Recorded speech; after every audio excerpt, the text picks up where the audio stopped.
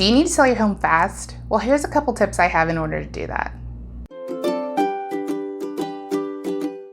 Hey everybody, it's Lisa Zamora with PMZ Real Estate here in Northern California, and today I want to go over some tips to help you sell your home fast and for the best price. Tip number 1, neutralize your space.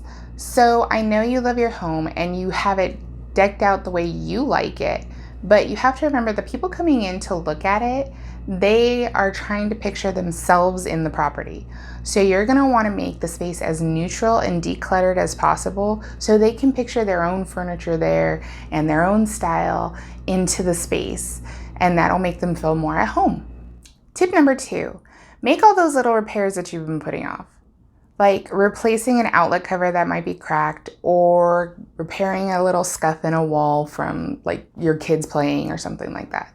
They're little things, and yeah, in your head, you've sort of like assimilated them into the property so you don't see them as much.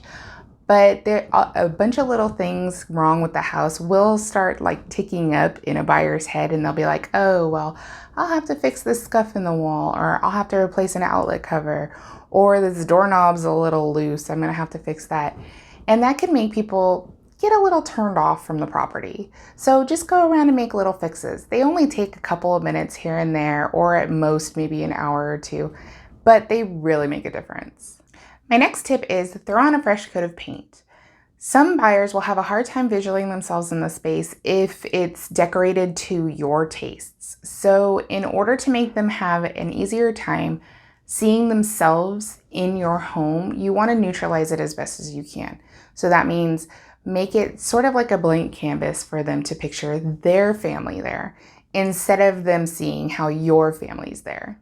Next is a welcoming entrance. Curb appeal is huge. If you pull up to a property and it looks sort of questionable or dirty, or there's a lot of clutter in the front yard, or things are overgrown, it gives this unwelcoming feel.